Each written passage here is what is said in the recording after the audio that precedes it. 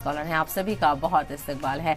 जो कि आज खवातीन के मसले को लेकर बात होनी है, तो मैं शुरुआत करना चाहूंगी गुलाम रसूल साहब आपसे। समझना चाहेंगे कि रमजान का महीना हर मुसलमान के लिए खास होता है, लेकिन खवातीन के लिए यह महीना किस तरह अलग और अहम हो जाता है तमाम जिम्मेदारियों के साथ।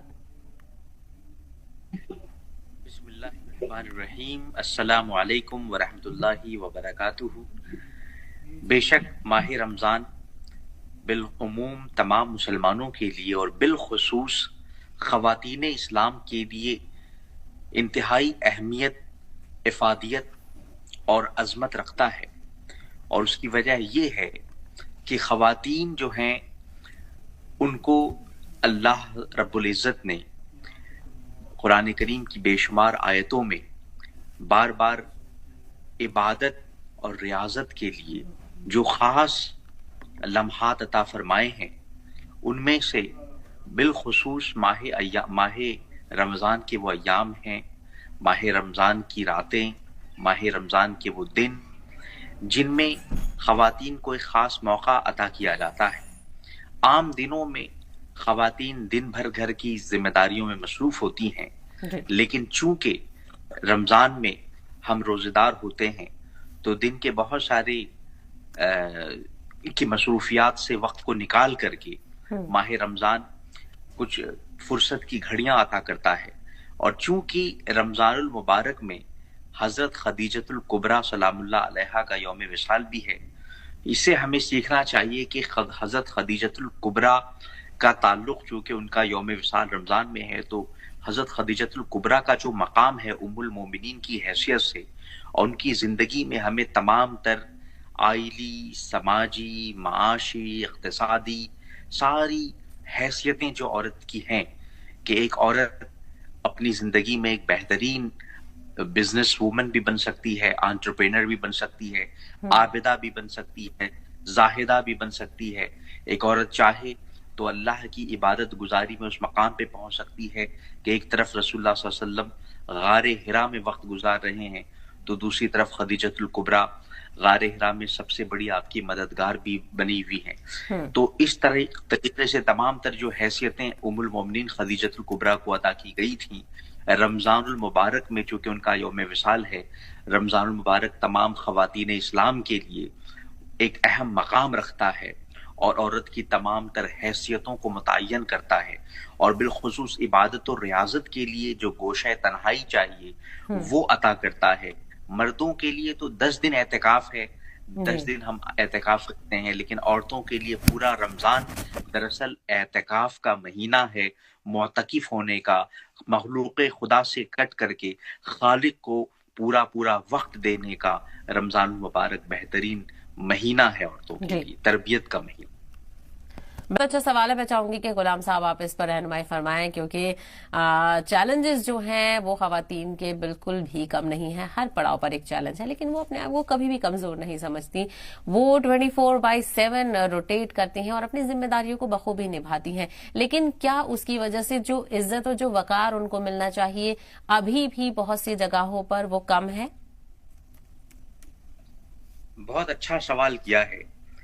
बेशक अभी भी हमें ऐसा लगता है कि ख़वातीन को कमा हक़्क़ुहु मुहाक़ता नहीं किया जा रहा है जो कुरान करीम ने, इस्लाम ने और बिलखुसूस माह रमज़ान में जो अता किया गया है। देखिए, माह रमज़ान की और ख़वातीन की जो खुसूसियत है माह रमज़ान में वो ये है कि हम मर्दों के लिए तो इबादतें, रियाजतें, नमाज और रोज़ा वगैरह ये अपने आप में इबादत है। और अल्लाह इरशाद फरमाता है कि अस्सौमु ली व अना उज्ज़ी बिही, रोज़ा मेरे लिए है और मैं ही उसका बदला देता हूँ।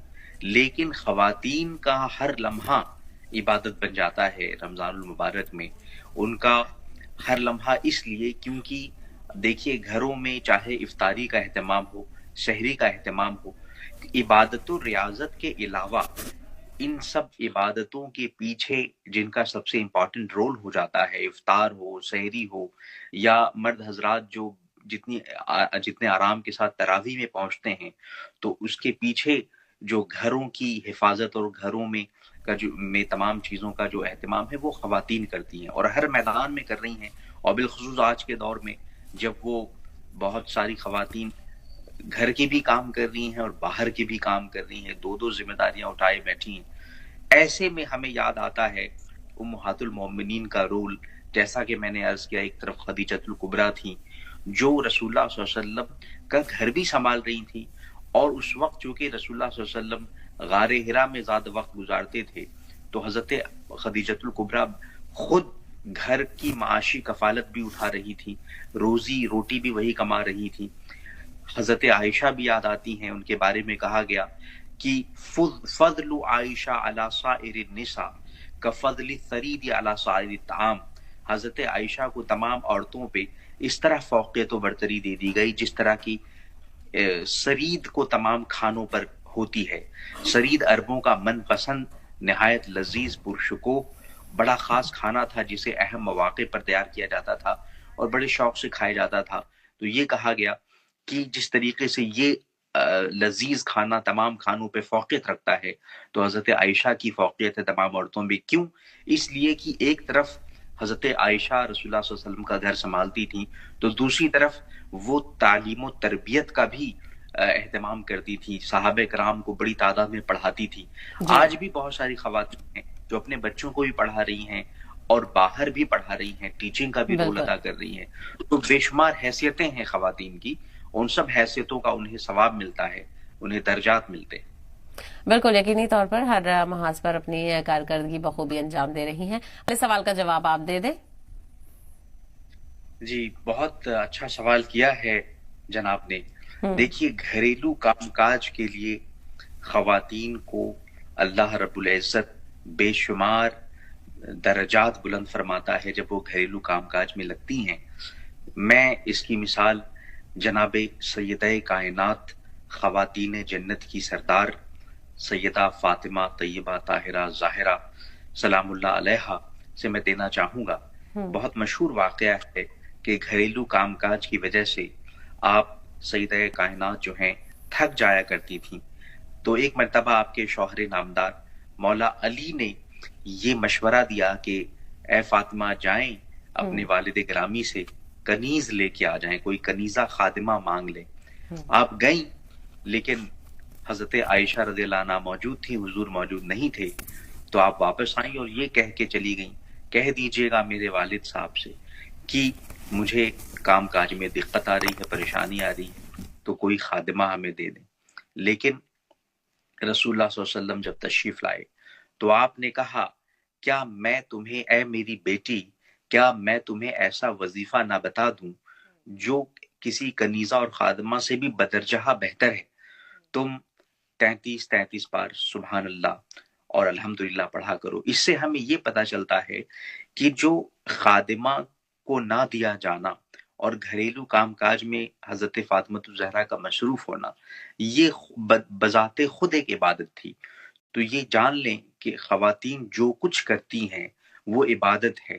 کہا جاتا ہے کہ جب ایک حاملہ خاتون ہوتی ہے اس کا ہر لمحہ عبادت میں گزرتا ہے اور اسے کئی حج کے ثواب عطا ہوتے ہیں، اور دن بھر کی جو تھکاوٹ انہیں ہوتی ہے اس پہ بھی اجر ملتا ہے.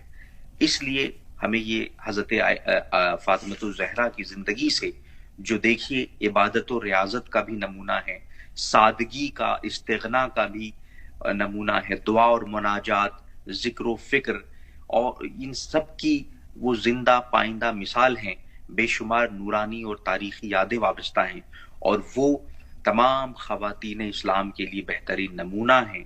ان کا ہر لمحہ زندگی کا ہر پل عبادت کا تھا اور اسی وجہ سے انہیں بطول کہا گیا کہ تبتل الیہ تبتیلا، وہ بطول جنہوں نے اپنے آپ کو اللہ کے لیے وقف کر دیا تھا.